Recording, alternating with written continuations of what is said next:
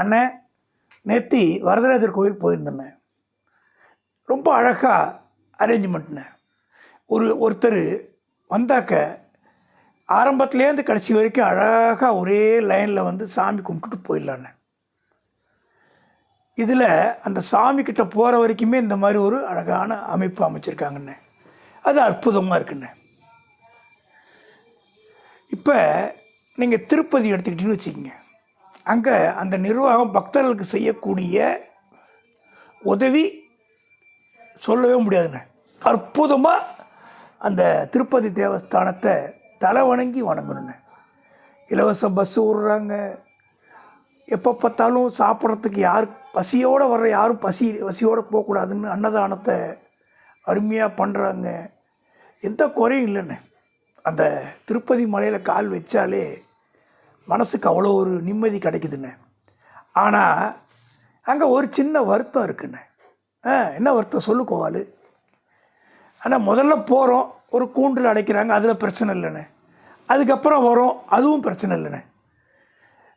ஒரு பிரிட்ஜு மாதிரி இருக்குண்ணே, ரோடுக்கு மேலே. அந்த இடத்துல என்ன ஆகுதுண்ணே, அப்படியே கூட்டம் ஒரே நெருக்குன்னு இருக்குதுண்ணே. கொஞ்சம் நெஞ்சம் கூட்டம் இல்லை.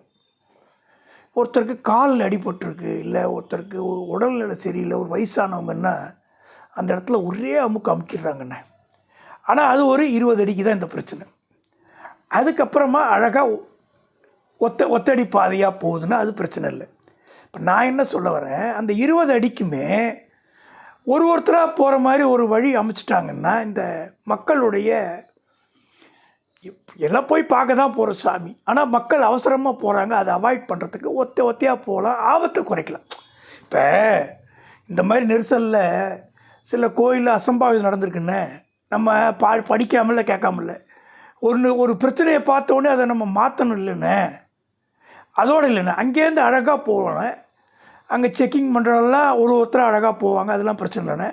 கோயிலுக்குள்ளே போகும்போது ஒருத்தர் அழகாக போவாங்க, நாங்கள் பிரச்சனை இல்லைண்ணே. ஆனால் அந்த சாமி கும்பிட்ற இடத்துல ஒரு கூட்டம் அந்த ஒரு 10 அடியில் பயங்கரமாக இருக்குண்ணே. கோவாலு, இது எல்லாமே எல்லாருக்கும் தெரியும். யாருக்கும் தெரியாத ரகசியத்தை நீ சொல்லலை. ஆனால் திருப்பதி கோயில் நேற்று ஓப்பன் பண்ணச்சா, ராமானுஜர் காலத்துலேருந்தே புகழ்பெற்ற கோயில். என்ன இதை நீ சொல்லி நான் சொல்லி கேட்குற லெவலில் இல்லை. அந்த தலைவராக இருக்கிறவருக்கு அவ்வளோ பெரிய பவர் அவருக்கு. அவங்கெல்லாம் ஏதாவது யோசித்து இந்த மாதிரி அசம்பாவிதம் வராமல் பண்ண முடியுமான்னு யோசித்து பண்ணலாம். ஆனால் ஒரு கோயிலுக்கு ஒரு முறை இருக்குது. நான் அதை பிறகு சொல்கிறேன்.